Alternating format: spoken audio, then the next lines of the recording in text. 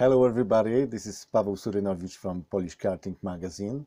I would like to invite you for the next episode of our Quarantine Karting Cafe, and my guest will be well known to everybody, Alex Goldschmidt. I warmly invite you, nice to watch.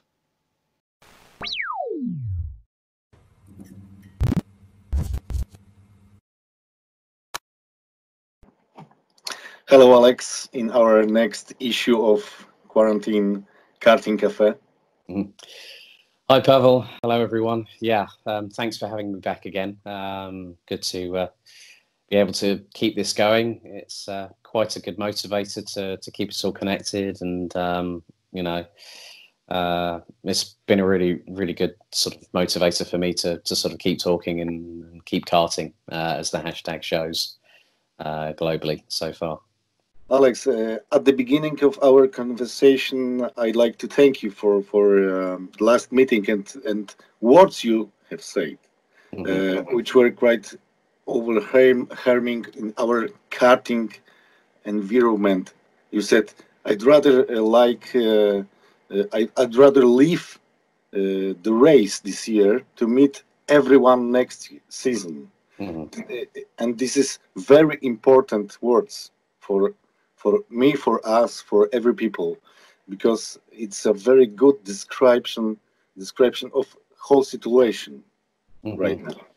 That's very true. I mean, things have obviously escalated across the globe, and we have to be mindful about the fact that the health is the biggest priority. You know, the economy will recover, racing will return, but I think the biggest aspect from my perspective is being in touch with my friends, being in touch with my second family, if you will. I would rather wait until everything is good and we can all go back racing. And it is a saddening thing to say that, but it is. I would rather have a glass of water half full than half empty. And it's taken me, since our last conversation, a lot of soul searching, a lot of thought, hunting deep inside here, but also here as well. And it just makes a lot more sense just to have that mentality. Has anything changed in the UK now since our last conversation? Well, yesterday, the lockdown here in the UK was extended by a further 3 weeks. The situation reference Motorsport UK has not changed at all. All circuit activity not allowed until June 30th. So that has not changed. There's been no further updates from Motorsport UK on whether they are going to lift the restrictions like they have elsewhere. But I don't see that happening at the moment. That's where we stand at the moment here in the UK. What about events? What about clubs? What do people say now? I think people are. Still, the emotions are getting a bit more forward. I think social media is getting a bit nasty out there at times, and there are people who are spreading the certain information that I think Facebook has now brought in a policy about news that is incorrect or fake, and sort of dispelling it. There are people who are still quite hurt, and rightfully so, because it's not easy. I think the emotions are getting more prominent, more visceral, more in your face, on how people are feeling. But it's still, there are people that are, I shared a post the other day about Speedworld being able to start conducting some training, not racing, but training under social distancing rules. And it was quite funny because a few of my friends from Rye House Pro Kart, not including our good friend Slavik Piskors, who's been racing in RHPK with, but he also does BPEC with 303 Squadron. They said, Yeah, should we book? When should we go over? Oh no, we can't go. There's another 3 weeks. So it ended up being sort of a laugh and a joke at our own expense. So there's times when when you can have a really good conversation with someone, and then you look at something else on social media, and it makes me feel a bit uneasy sometimes. But that's just my personal opinion. I only post when I've got something good to say, something positive. I'd rather keep the positive mental attitude than trying to drag people down, and it's not my style dragging people down. Yeah. Is any date until which everything will be stopped? As we know the date. Mm-hmm. Well, at the moment it's June 30th that everything is being stopped until. I mean the lockdown is under constant review.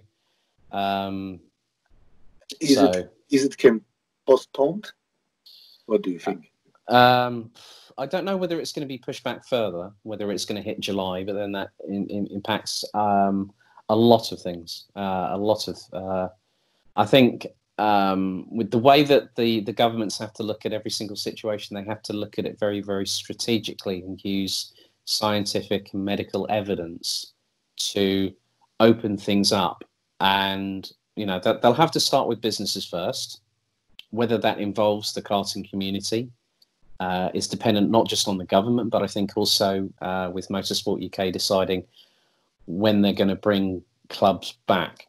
But the biggest thing that we have to remember here, Pavel, is that they have to do it in the right way, because if things happen too quickly, we could get a second spread.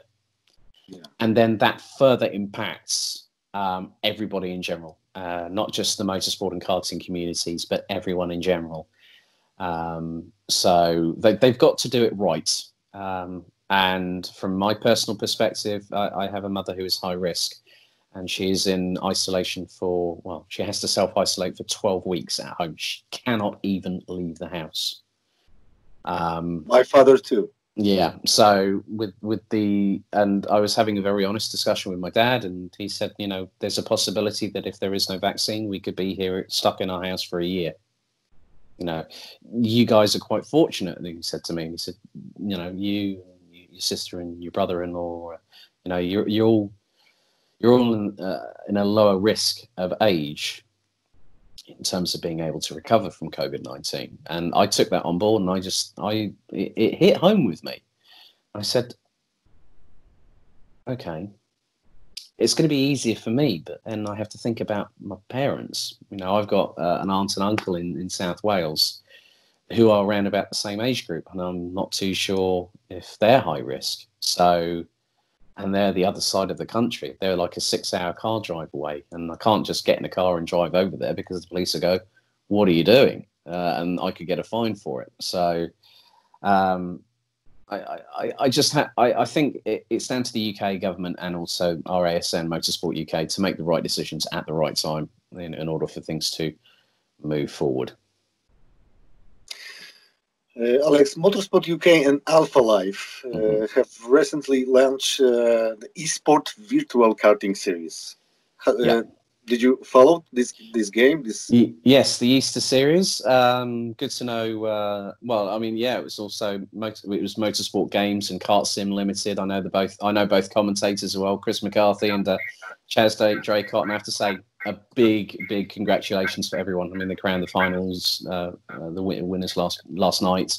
A great start for karting and esports, and obviously for Motorsport Games, it was being broadcasted on a global platform.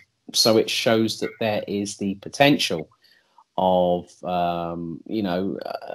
other championships, I think, following suit. And I've been hearing a little bits and pieces here. I know that kartmagazine.de have been running their own sort of like championship, but using F1 2019. I've been keeping my eyes on the entries for the Rotax Sim Racing Challenge. which nearly has, I think, hang on, I've got my laptop with me, so there are over 380 drivers, 388 as we're recording this right now, 265 kart racers, and 123 sim racing drivers. So they're actually opening it up to sim racers to make the transition from virtual to real. There are a couple of Jerzy Glacz, I think, is on here as well. Kasper Torobojski is also on it. So there's quite a lot of interest. I think I had a look at all the. I think we've got Macedonia, Serbia, Slovakia, Israel, India, the US, Switzerland. There is a whole host of countries. And in this game is Rotax grand final ticket to win.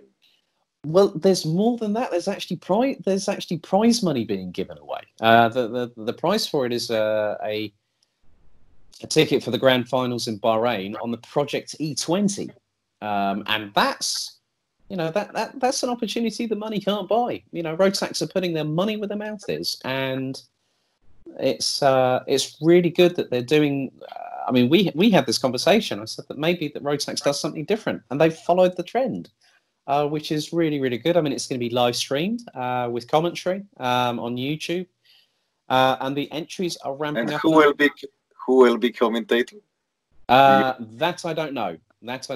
I'm Henry? sure that Henry? I don't know is the honest answer.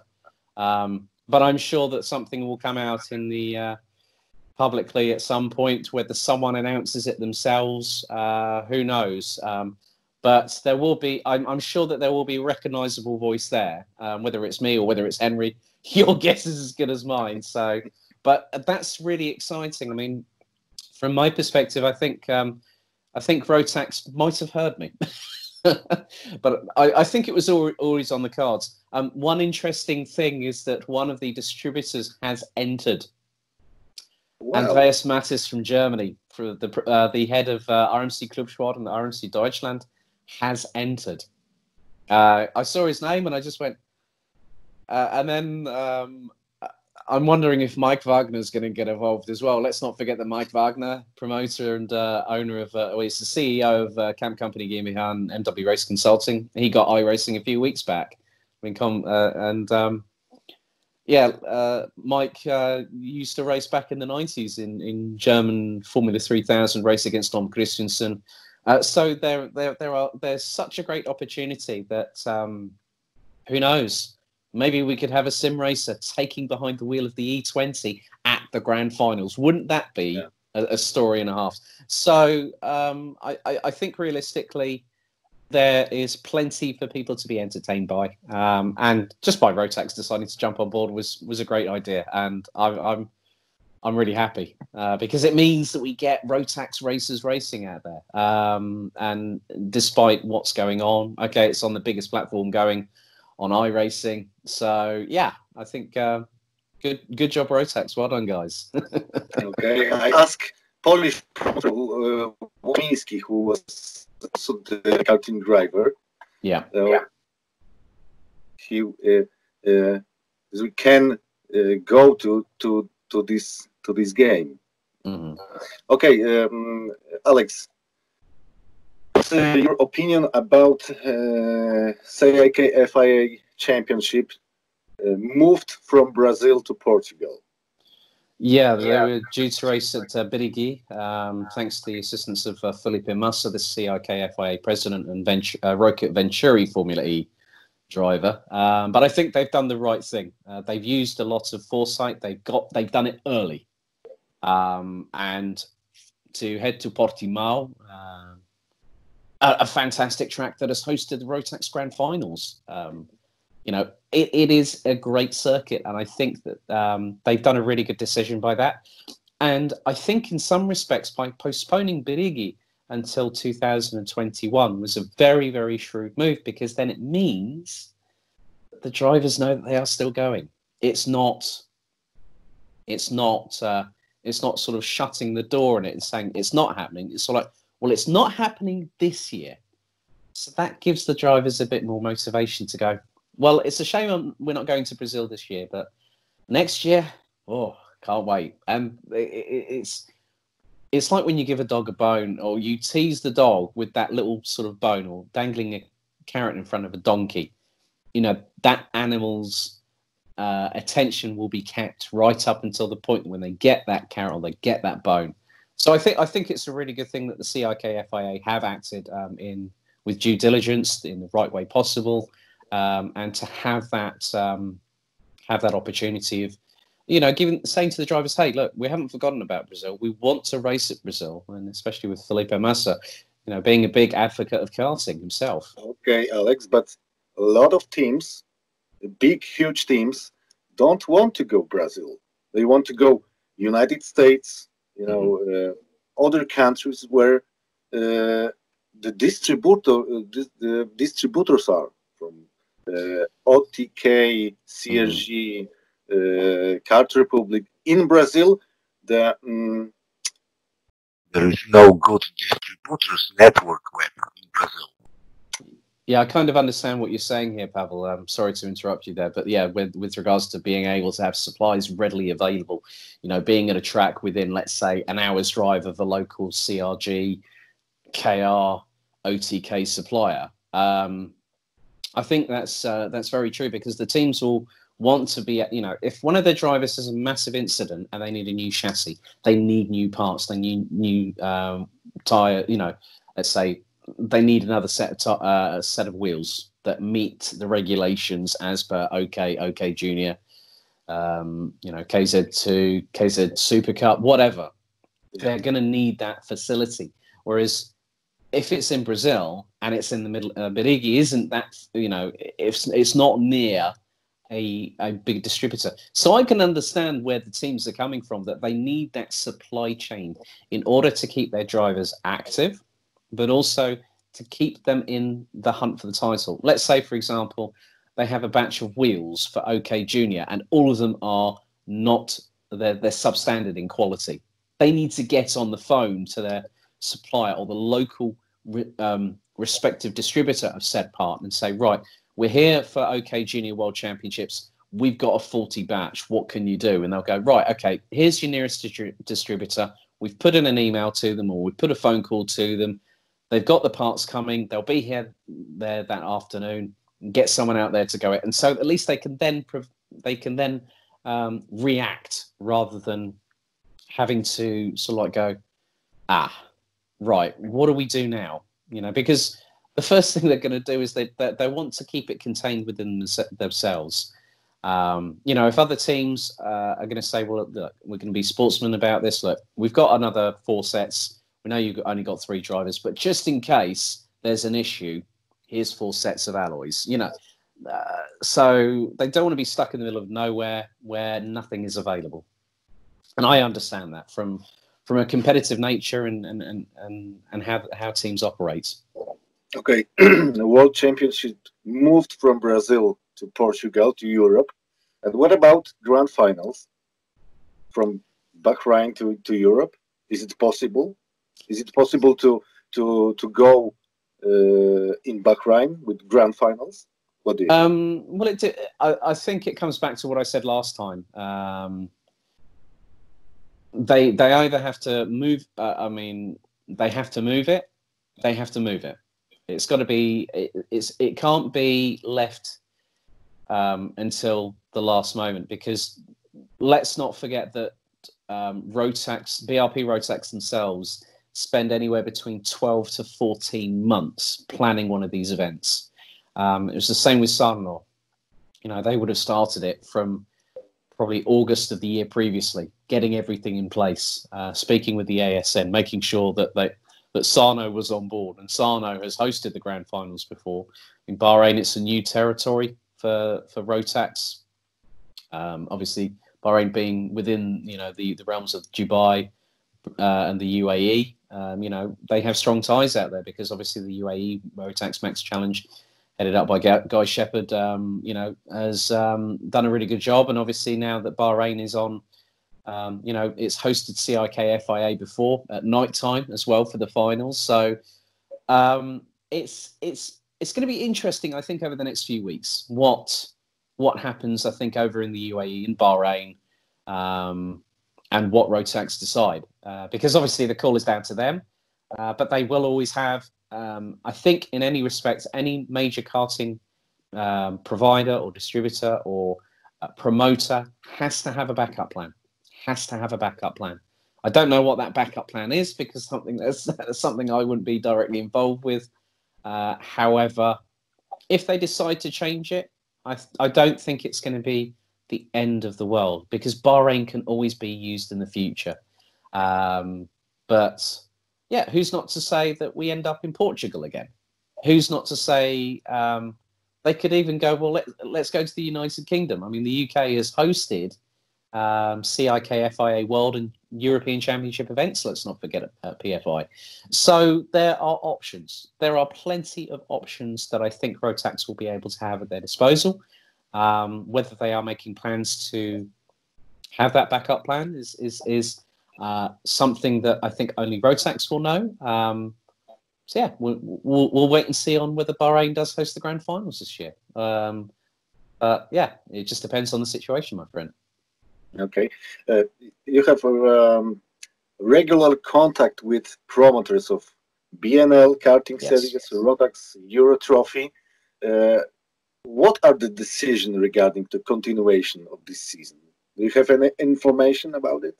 Not at the moment. Obviously, there's been some big news coming out of Belgium and Germany quite recently with big events. But it's being postponed until the 31st of August. Now, obviously, this does impact quite a few things. Formula E in Berlin, the Spa, Francorchamps 24 hours, the Belgian Grand Prix, amongst other events. Whether that impacts karting, I'm not sure. I mean, Belgium, the term, I've been hearing some things about that Belgium's specifics on events will be clarified, I think, at some point next week, apparently. So, Germany, it was the story was broken on NTV, one of the more bigger, prevalent sort of like media companies in Germany. So it's difficult. I mean, I haven't had any communications directly as to what is happening because there's always discussion behind the scenes. You know, RGMMC and Camp Company are two of the most notable promoters within karting. Let's not forget RGMMC do the iArmy X30 Euro Series. They do the Champions of the Future Series. And also they're working with CIK FIA on the European World Championships. Camp Company GmbH and MW Race Consulting are the big, one of the more prevalent. I mean, they help, with the Euro Trophy. They promote the Euro Trophy. Rotax Germany, they do the live streaming for BNL.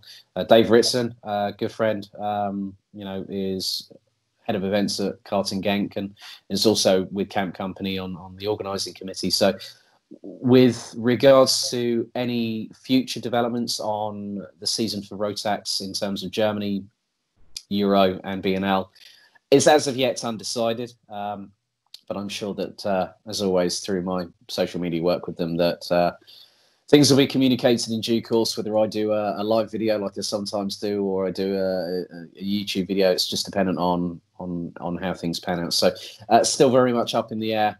We had recently announced that things had changed on our calendar, that PFI was going to be the first round on its original dates, the 10th to the 12th of July.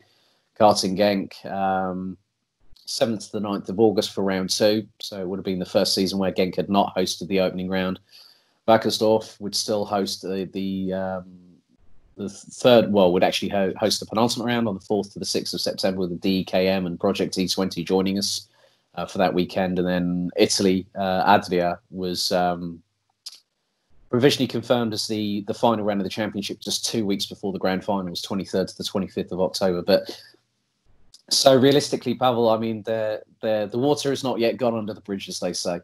I think it's still quite fluid. So as and when I know, you guys and girls, our fellow Rotax racers out there, will know from me directly via social media as to what happens next. Because as soon as everything gets clarified, then we can make a respective decision on what happens there, really. And of course, with the UK situation, that's still up in the air. So I think nobody knows at the minute. Yeah. Let's talk about work of journalist. I was wondering, what is the work of journalist now looks like? What does your work looks like now? Well, my work at the moment is I'm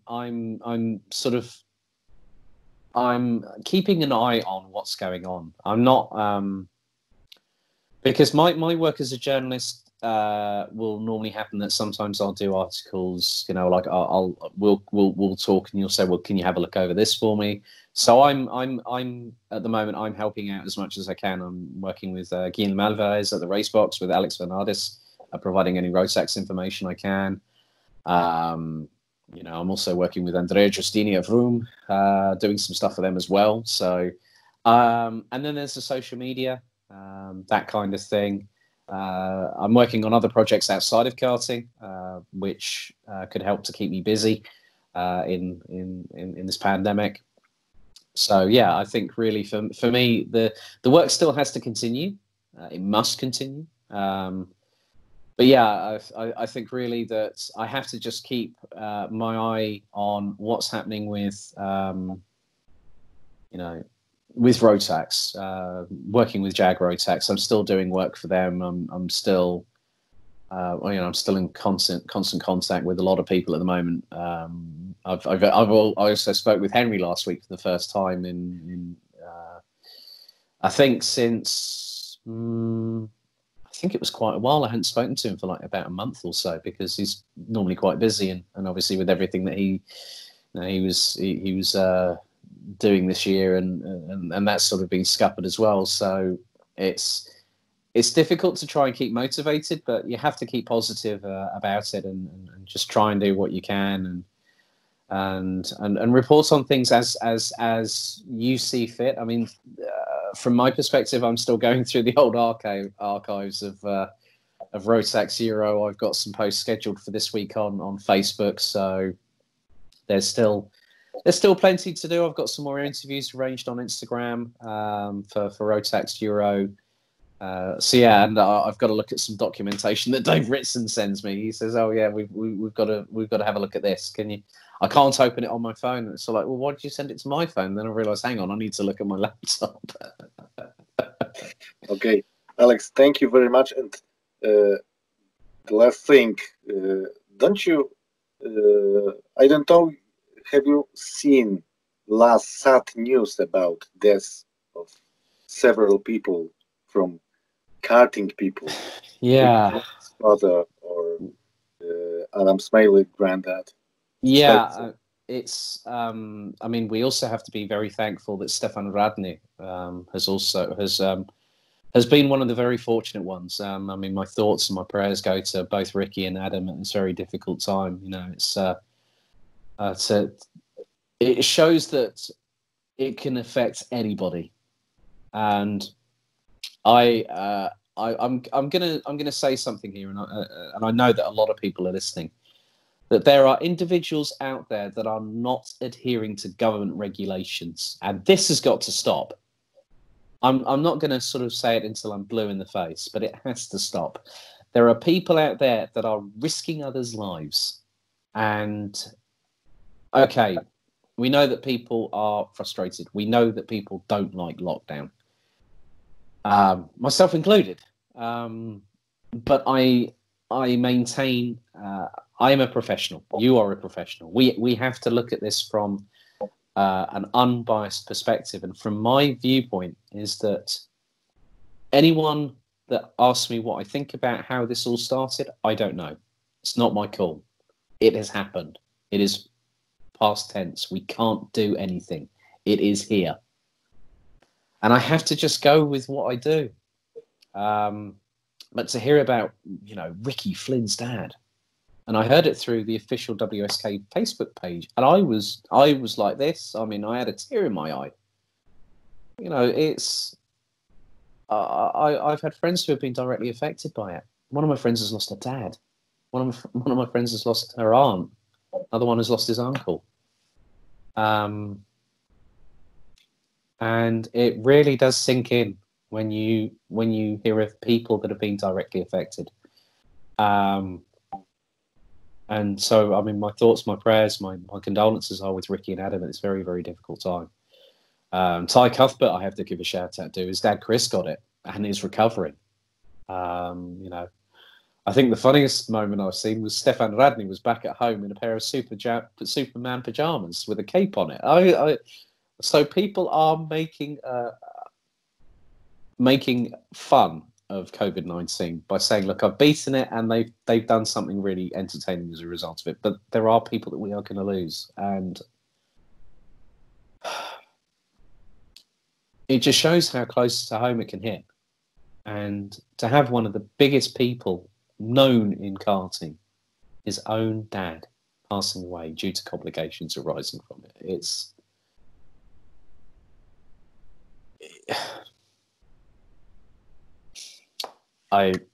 I'm lost for words. I really am, and it's a shame. It is a true travesty. But my thoughts are with them. I can't emphasize that enough. And I know that I speak for the whole entire karting community that Adam, Ricky, we are here for you. We are here as a family, one big karting family, irrespective of class, engine provider, tyre supplier, irrespective of that. That's not what's important now. What's important is that we all stick together. We all are communicating on a regular basis, irrespective of whether it's on Facebook, social media, like you and I are doing now on Skype, Pavel. I mean, I as I said last time, I want to see as many people through this. And the first thing I do when I see Stefan, this is public now. Your first round of beers are on me, my friend, for battling through and getting through and recovering. And yeah, I think it comes down to a lot of the messages that I now say on any videos is people just stay safe, stay at home, stay strong, get ready. Because when karting comes back, it will be stronger than ever before. And the reason I say this, Pavel, is because we are just biding our time. If anyone's watched the B&L Karting Series Stay Safe video, we are waiting in the shadows.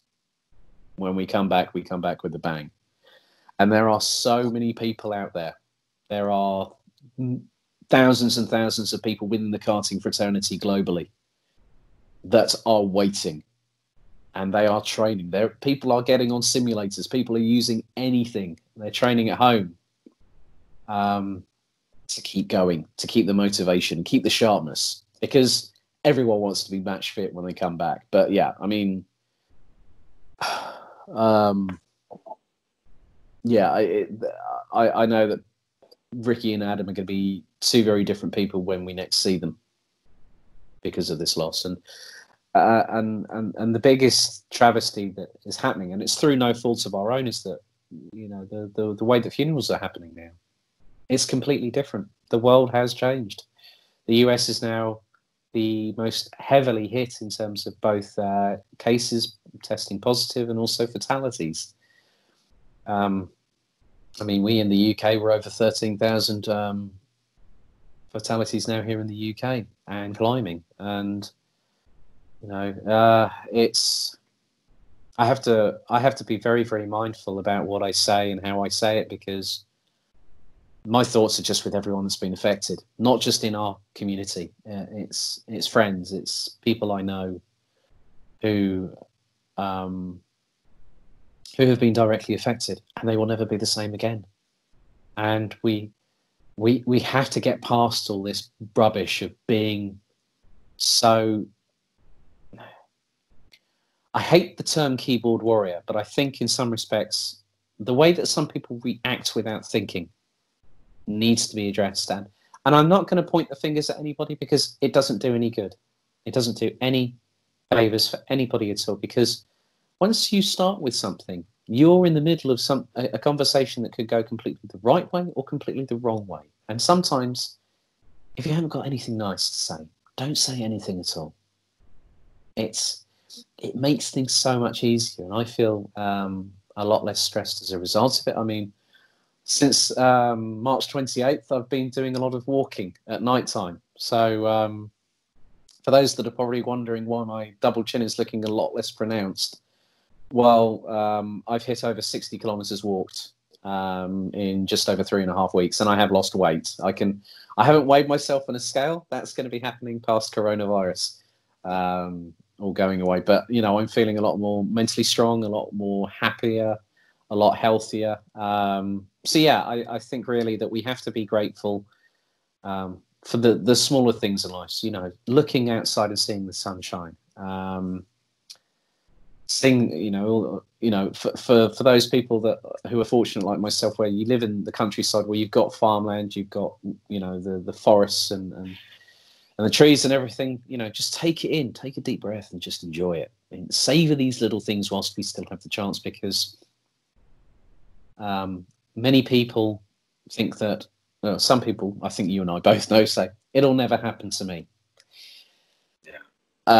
So the best thing I can say to people is, you know, stay safe, stay strong, stay at home, look after your elders, make sure they're kept safe and well, like I'm doing with mine. I mean, this morning I've got to go out and do some shopping and get some medicines for my dad, and just really just look after each other, just be there for one another, and just whenever you want to pick up the phone and call somebody, make that phone call. Makes all the difference, and you can put a smile on somebody's face who might be feeling a bit mentally down, because mental health is another thing that does affect people these days. You know, the term being told to man up nowadays, I think, is a term that's fast going out of fashion, really. And just, you know, people will be strong when they need to be, and it's okay to be not okay. I know that for a fact, because the first week, as I said, it was like someone had ripped my heart out from my chest. And now I feel fully healed. I feel like I've come full circle. But yeah, my thoughts and prayers and condolences are with Ricky and Adam this time. Thank you, Alex. Thank you. No problem. So I would like to welcome you in the next episode. I hope we just met maybe next week. Yeah, whenever. I've got a few projects on the go, so yeah, whenever I can, it's all good with me. A pleasure as always, never a chore. Okay, thank you very much. Cheers, Pavel.